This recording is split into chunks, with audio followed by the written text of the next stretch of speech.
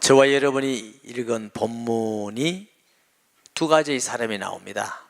한 사람은 유대인이면서 치료받은 사람, 그리고 자기의 믿음으로 자기가 응답받은 사람입니다.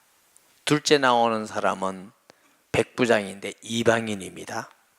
그리고 그 상전의 믿음을 통해서 종이 응답받고 치료되는 약속의 말씀입니다.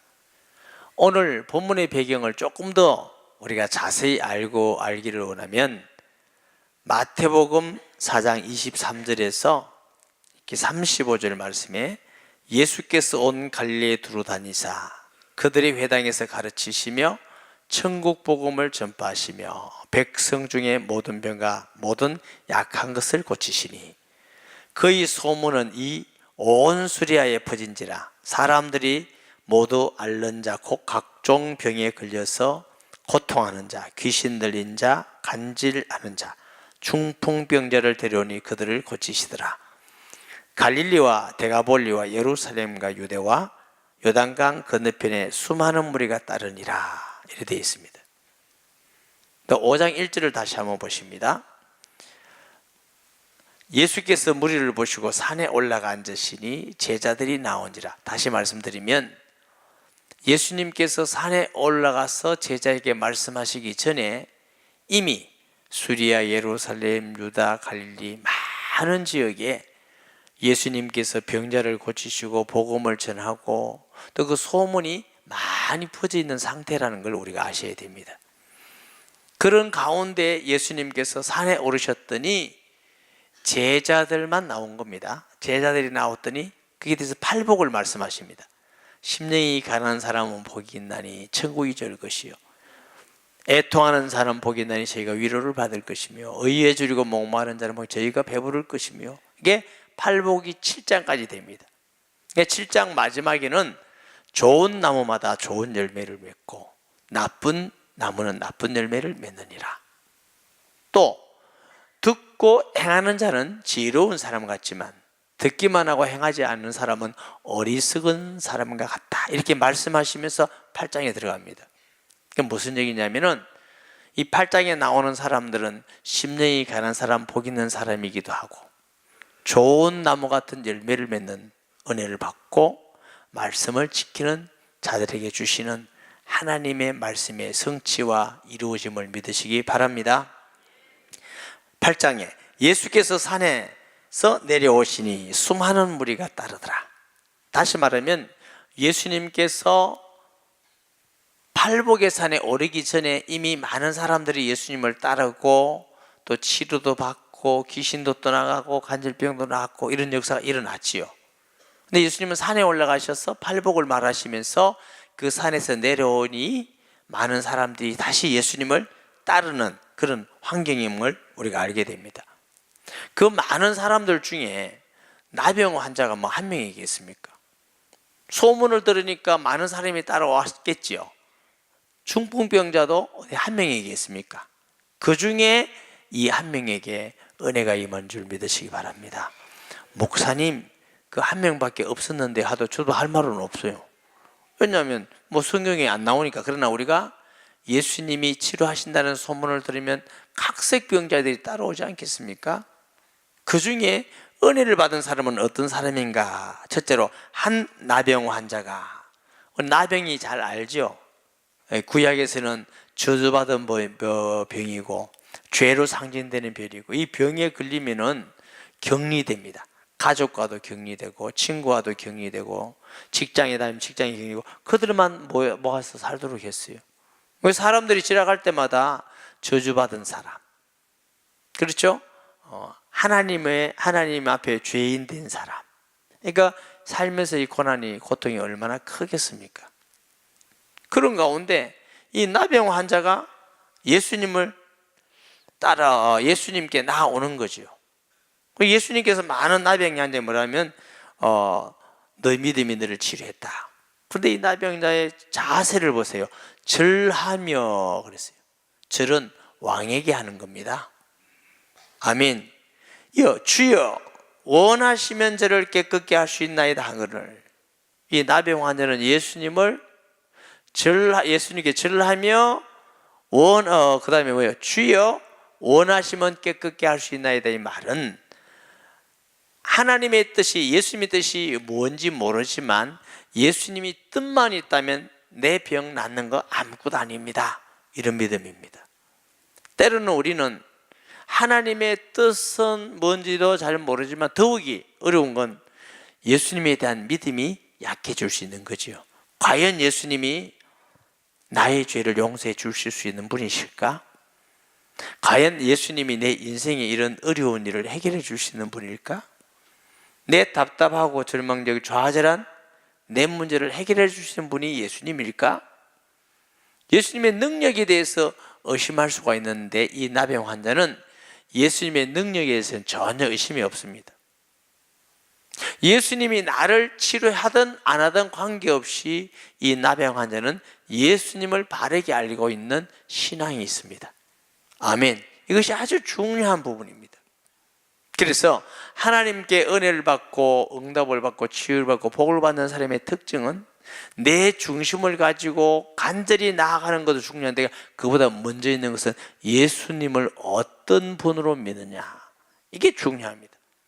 많은 성도들이 예수님을 어떤 분으로 믿는자는 확실한 믿음이 없는데 내 편에서의 진실과 간절한 마음과 믿음으로만 자꾸 나가는 분이 계셔요.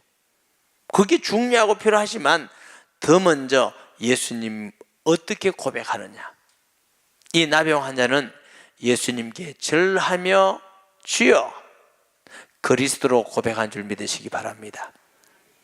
두 번째 나오는 이 백부장은 예수님께 간청하여 뭐라고 하냐면 종을 치료해 달라는 것입니다. 예수님이 내가 가서 치료해 주겠다고 그럽니다. 그러니까 종이 오실 필요가 없습니다. 오실 필요. 말씀만 하시면 됩니다. 내 집에 예수님을 모시기를 감당할 수가 없습니다. 오시지 말라는 게 아니고 오기를 싫어하는 말이 아니고 예수님께서 우리 집에 온다는 건 내가 감당이 안 됩니다. 내게도 하인이 있고 중인데 내가 가라면 가고 오라면 오는데 말씀만 하면 내가 시킨 대로 하겠습니다. 이 백부장은 예수님을 만왕의 왕으로 최고의 사령관으로 믿은 줄 믿으시기 바랍니다. 최고의 사령관일 뿐만 아니라 겸손하게 자기의 문제를 구하고 하나님께 응답받은 자인 줄 믿습니다. 저와 여러분이 예수님을 하나님으로 그리스도로 믿는 믿음이 있고 그 앞에 우리가 겸손하게 나가면서 간절히 기도하는 자에게 응답하는 줄 믿습니다. 저도 신앙생활을 수십 년을 했거든요. 또 목회도 조금은 했기 때문에 너무 초년생은 아니에요.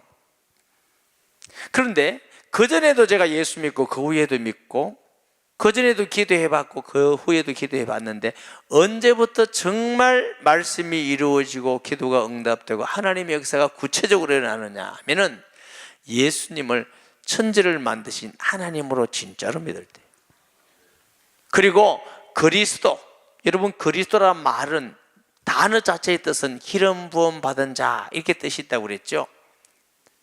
혹시 처음 믿으신 분은 교회 오면 그리스도라 했다가 메시아를 했다가 좀 혼란이 올 수가 있어요. 구약에 있는 히브리어로는 메시아고 히라보로는 그리스도 똑같은 말입니다. 뜻도 같습니다. 구약 시대 때 하나님이 세우신 종이 있습니다. 하나님의 일꾼이 있는데 왕이 있고 선지자 있고 제사장이 있습니다. 이 왕은 세상의 왕이 아니라 하나님의 일꾼으로서 하나님의 백성들을 주의 뜻대로 다스리고 지키고 보호하고 이런 역할을 하는 왕이 하나님이 세운 종이에요. 아멘.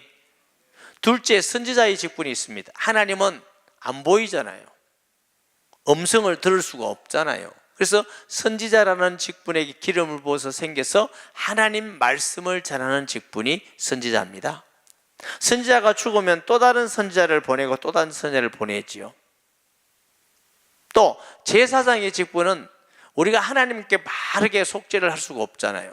반드시 제사장에 가서 양을 잡아서 제사를 지내고 속죄를 받는 직분이 제사장 직분이에요.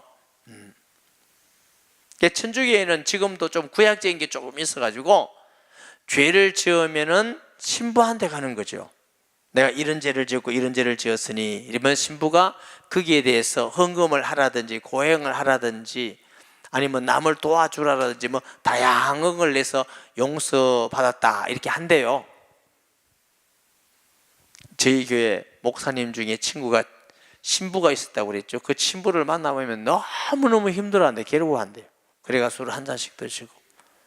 왜 괴로워하느냐니까, 신부는 그 신도들의 고해 성사를 받고 남한테 말할 수가 없어요. 이게 비밀이에요. 그리고 예를 들어서 살인을 한 사람이 와서 고해를 했다 합시다. 나는 누구를 살인했습니다. 그 말을 들으면 편하겠어요? 힘들겠어요? 남한테 말도 못해요.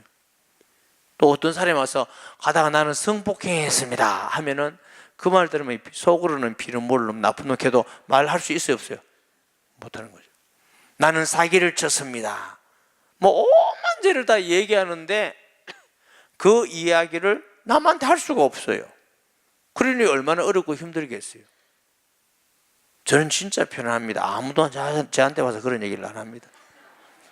오지 마세요. 저는 그런 능력도 없습니다.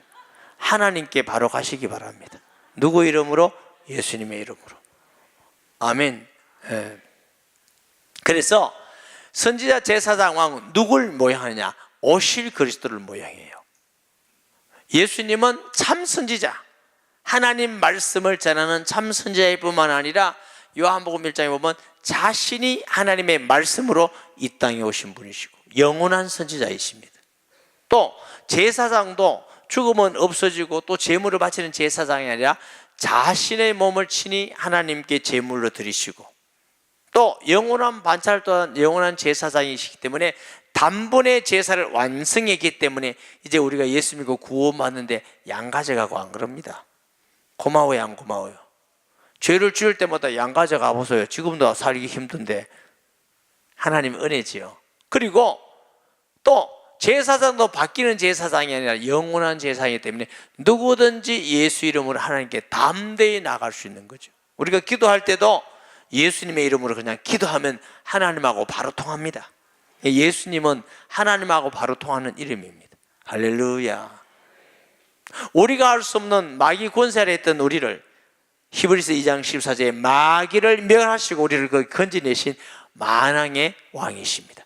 그래서 예수님은 하늘과 땅의 권세 가지셨다고 그러고 모든 만물이 통일되며 모든 이름이 그 앞에 꿇게 하시고, 그래서 구약시대에 있던 선지자 제사장 왕은 오실 완전한 선지자, 완전한 제사장, 영원한 만왕의 왕을 예표하는 말씀인 것이지요.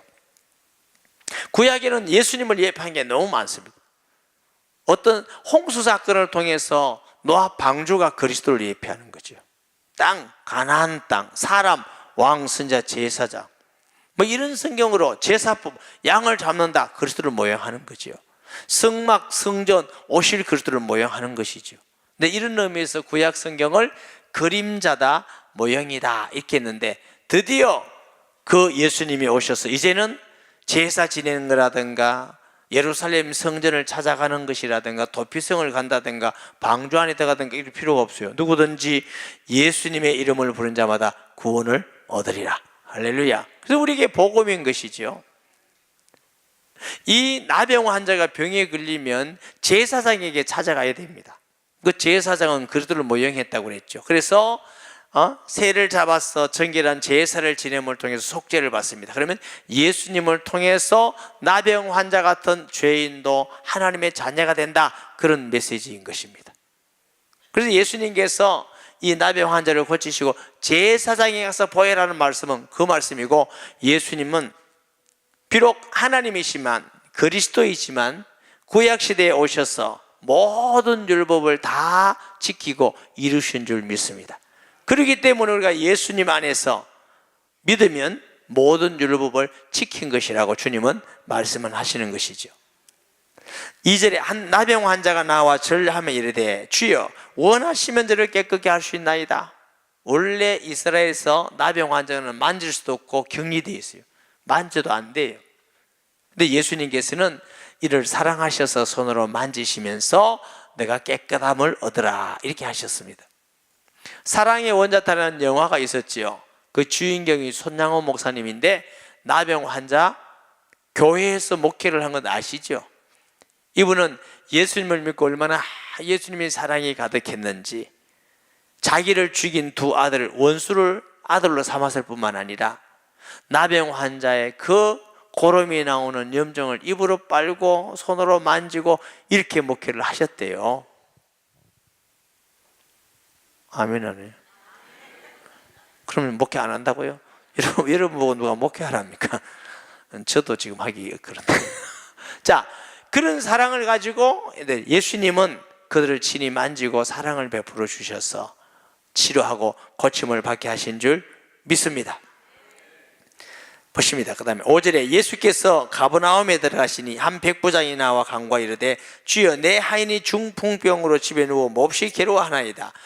이르되 내가 가서 고쳐주리라. 백부장이 대답하여 이르되 주여 내 집에 들어오심을 나는 감당하지 못하게 사오니 다만 말씀으로만 하옵소서. 그러면 내 하인이 낫게 사옵나이다. 나도 나무의 수에 있는 사람이요 내 아래도 군사가 있으니 이들어 가라면 가고 저들어 오라면 오고 내 종들을 이것을 하라면 하나이다.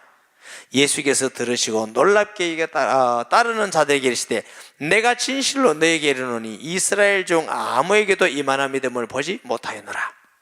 여러분, 이스라엘 사람들은 성경을 맡았고 성경을 배우고 예배를 많이 드리고 또 성경을 잘 아는 사람이지만 예수님께서 볼 때 야, 이스라엘에 내가 이만한 믿음을 보지 못했다.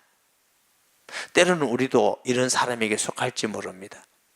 어릴 때부터 예배 드리고 성경도 많이 읽고 봉사도 하고 헌신도 하고 헌금도 하고 다 하는데 내 마음속에 진실로 예수님을 하나님으로 나의 구주로 그분을 내가 진짜로 믿고 우리 마음속에 대접하고 대우하고 그분 앞에 말하는지를 생각해 보셔야 됩니다.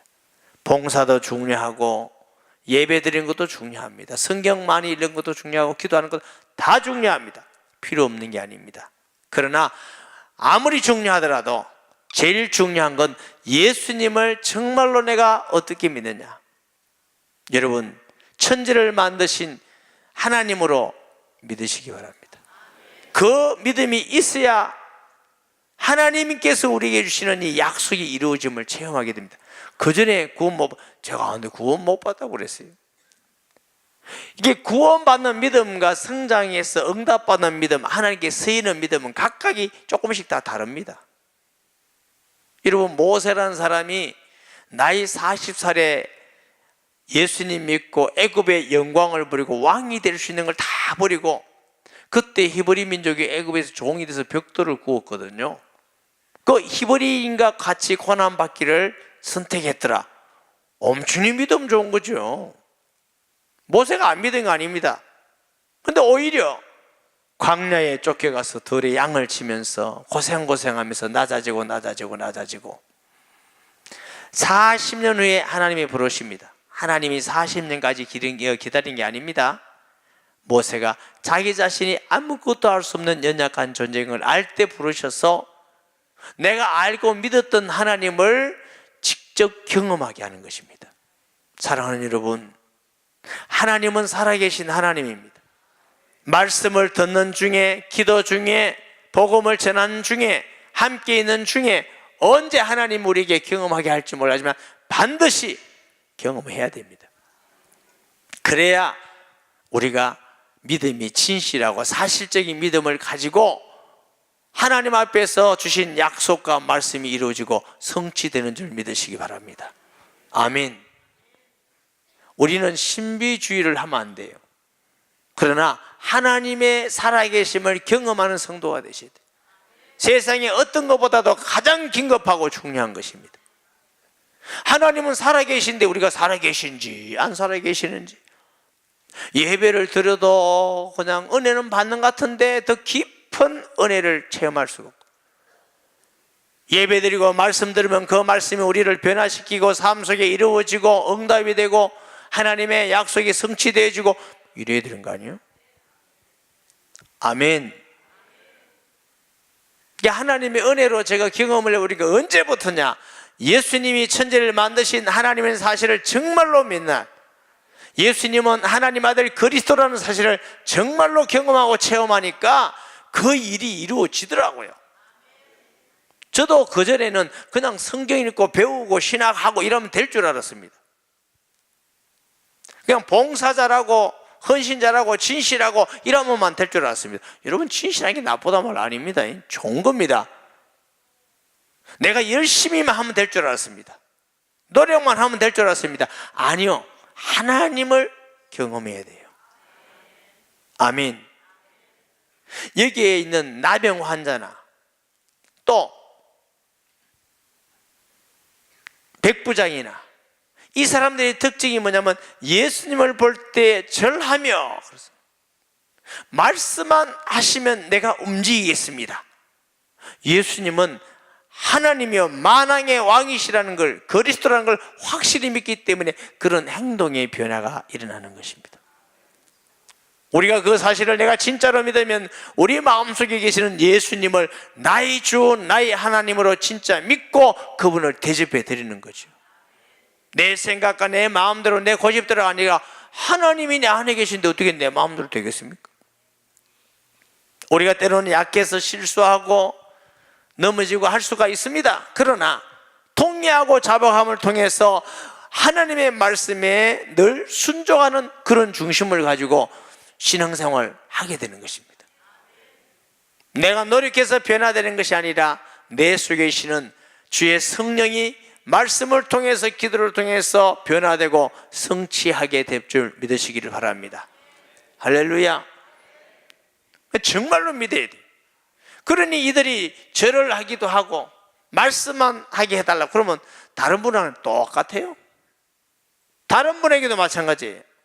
사도 바울이라는 사람은 어릴 때부터 예수 믿고 성경 잘 알고 기도 많이 하고 율법을 잘 지키고 험이 없고 가문 좋고 아주 대단히 훌륭한 사람이에요. 그런데 하나님을 경험을 못해요. 다메섹 도상에서 부활한 예수님을 만나고 그 삶 속에 하나님이 함께함을 경험하기 시작해 갑니다. 할렐루야. 우리 속에 또 다른 예수님을 영접하라 말씀이 아니에요.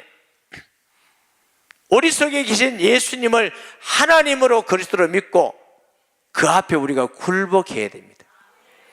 내가 낮아지고 굴복할 때 살아계신 하나님이 나에게 역사하는 줄 믿으시기 바랍니다. 그러면 우리가 그 앞에 무릎을 꿇게 되는 것이고 겸손해지는 것이고 그런 믿음이 있을 때 우리는 하나님 앞에 간절한 기도를 드릴 수가 있는 것입니다. 그 사람에게 하나님은 은혜와 응답과 복을 주심을 믿습니다. 할렐루야. 하나님은 우리가 다 이렇게 볼 수 없는 하나님을 구체적으로 믿고 들을 수 없는 하나님의 말씀을 통해서 듣고 구체적으로 믿는 신앙 되기를 원합니다. 사도행전 10장에 보면은 고넬료라는 사람이 있습니다. 하나님이 주의 사자를 통해서 베드로를 고넬료 집에 보냈더니 무릎을 꿇고 베드로가 되면 우리가 다 하나님 앞에 있나이다.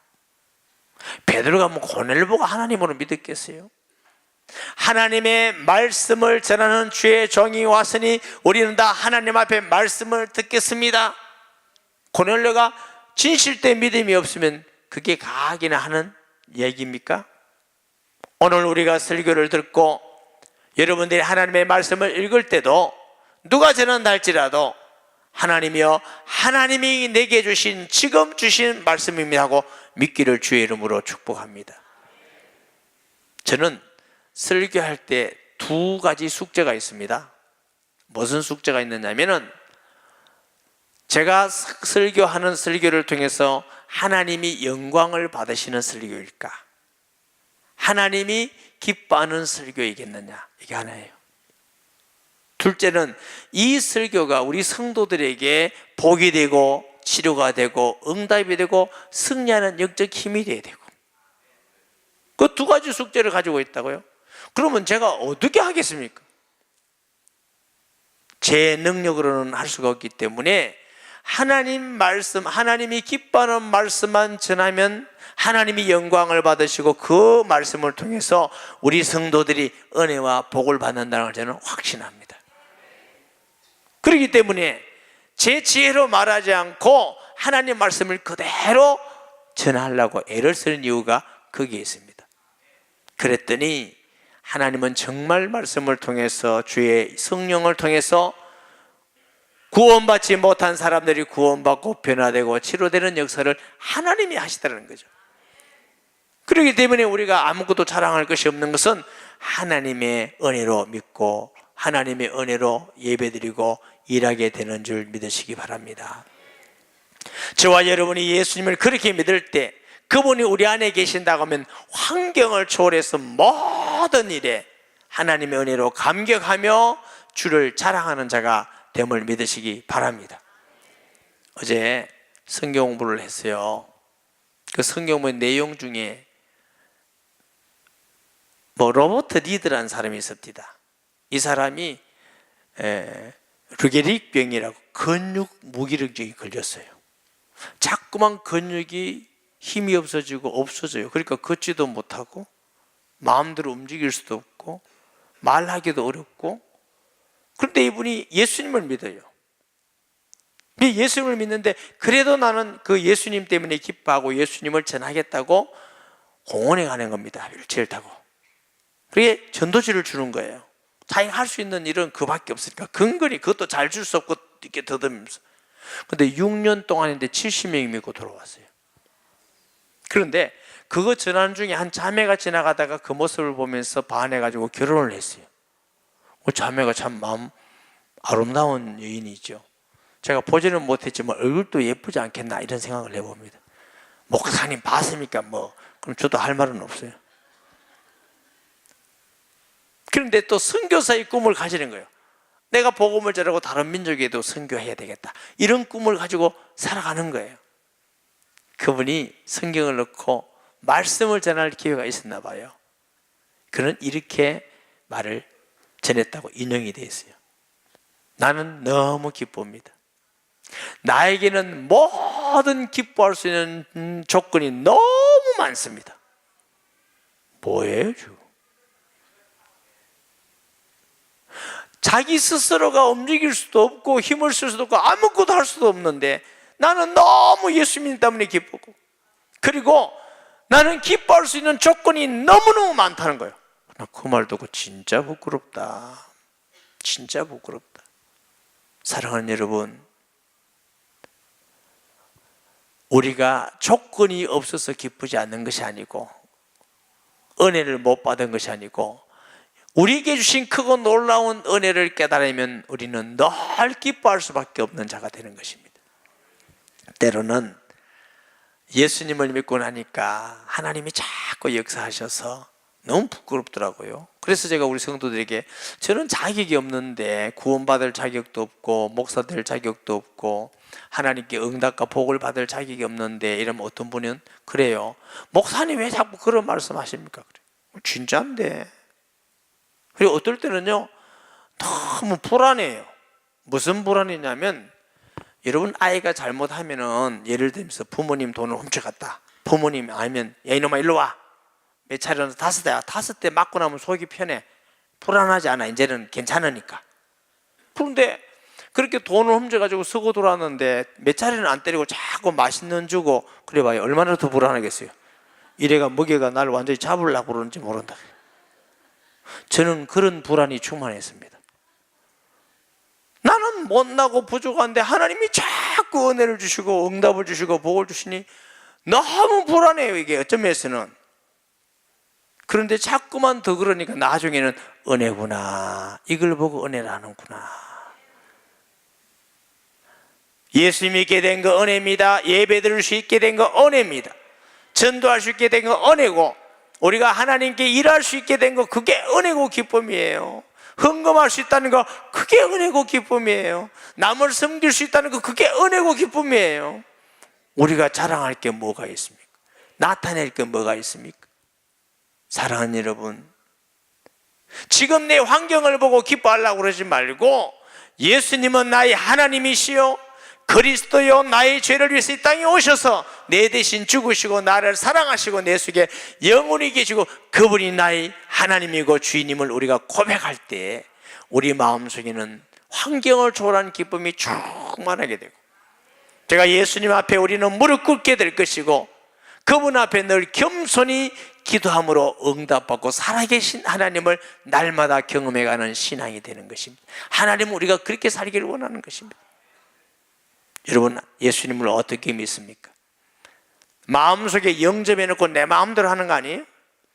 예배 드리고 싶으면 드리고, 순종하고 싶으면 순종하고 싶고, 내 마음대로 하고 싶고, 이래가지고 응답 안 준다고 호함치고 혼자 삐끼고, 혹시나 아닙니까?